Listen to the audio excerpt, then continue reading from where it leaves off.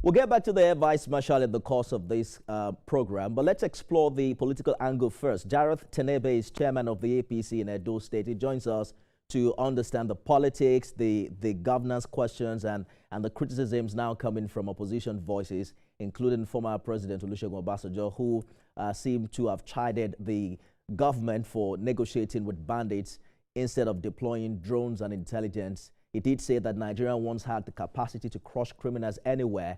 He was also quoted to have said, if you can't protect citizens, others will, making reference to intervention from countries like the United States. Mr. Tenebe, thank you for joining us on the program. Let's begin with what we are hearing about the resignation of the Minister of Defense. And I'm talking about Badari's resignation, which came abruptly and in the middle of a national security emergency. Critics say this appointment, General Christopher Musa's appointment, is politically strategic as much as it is operational.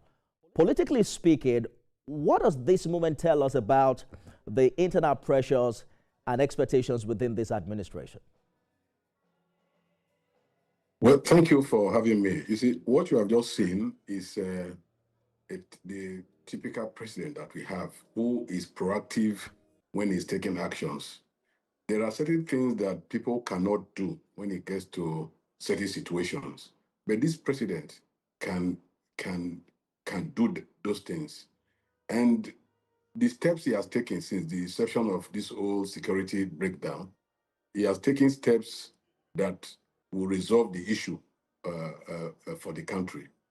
This is a president who knows the problems of the country, and he's taking steps to ensure that he fixes them, most especially the security problem. The person just appointed, General Musa, is somebody who knows the job, and I believe that with him coming on board and the new service chiefs, I'm very, very convinced that the security situation will come to normal very soon. I'm sure you've heard the former President Olusegun Obasanjo accusing government of negotiating with bandits instead of using drone power and intelligence. How does the APC respond? Well, President Olusegun Obasanjo is not the proper person to comment when things like this are being discussed. Because if you want to trace the problem of insecurity in Nigeria, you will trace it to him. The old thing started from when he was president. I will explain. When President Obasanjo became president of Nigeria, because of the hatred he had for Abacha, he disbanded the strike force. I've always said it. And the strike force are soldiers that were specially trained to protect the crown of the head of state, Abacha at that time.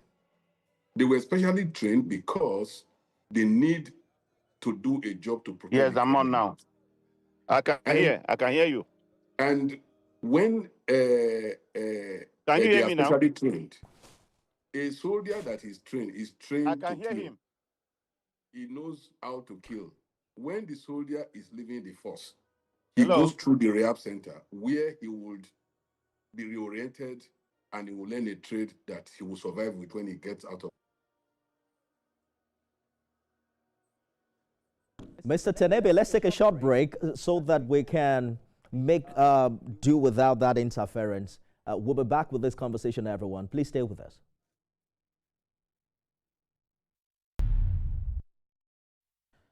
Thanks for staying with us, everyone. Our conversation is on the need to secure Nigeria in the midst of the challenges we are faced with. Mr. Tenebe is the APC chairman in Edo State. We're also joined by former Chief of Defense Intelligence, Air Vice Marshal Monday Riku Morgan.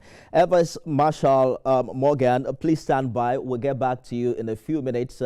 We're just concluding the first part of the interview with the APC chairman in Edo State. Mr. Tenebe, I'm sure you're aware that it's not only the former president that is speaking. Peter Obi has also linked the issue of insecurity crisis to what he calls leadership failure, saying even political parties are in disarray because insecurity now shapes everything. Does your party acknowledge the scale of public fear right now amongst the Nigerian people? Well, you are just mentioning people that are not supposed to comment when issues like this are discussed. Peter Obi was governor of Anambra State. What was he able to do to stop the Bakassi boys when they were ravaging the place? There was nothing he could do. So Peter Obi is not the proper person to even comment. I think the steps the president has taken so far is good enough to tackle the problems we have at hand. But one thing we should know, and Nigerians should know, is that we are getting into election year.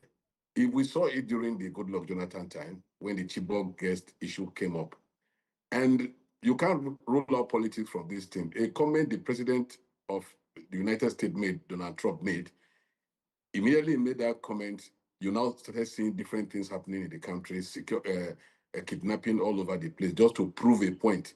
So you cannot remove the political angle from this thing. The president is smart enough to understand this, and I'm very, very convinced that he's equal to the task. Like I was saying just now about the president, the former president, Obasanjo, I will always say it. The insecurity thing that we are seeing in the country today started from his time. I was analyzing it to say a soldier is trained to kill. And when that soldier finishes his assignment, he's supposed to pass through the rehab center so that he will be reoriented and retrained so that he can learn a trade that will keep him in the rest of his life. But these are soldiers that were specially trained. But when Obasanjo came in, because of the hatred, this kind of hatred that he had for the Abacha, he disbanded the strike force, and the boys fizzled into the society because they are trained they fizzled into society, and that was when you saw the rise of the militancy in the Niger Delta.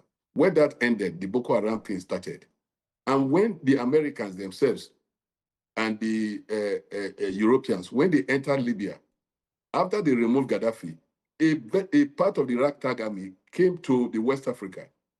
And so if President Trump is talking and Obasanjo is talking, you can trace this whole thing to the two sides, the Americans and to President Obasanjo.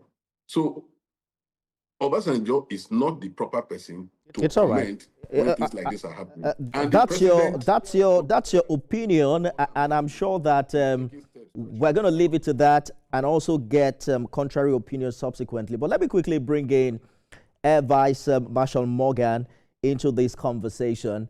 You have observed Nigeria's security landscape up close. Walk us through what you make of the return of General Musa.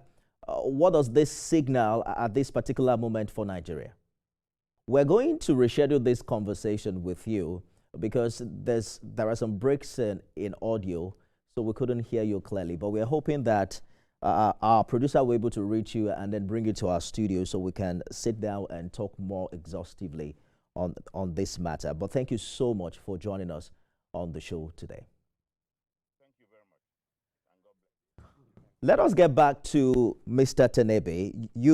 You had the former Chief of Defense Intelligence who have accused some of your colleagues for interfering in the operation of the Nigerian military. I'm wondering how you react to that and how we can chart a path forward in such a way that we can get sustainable peace across board.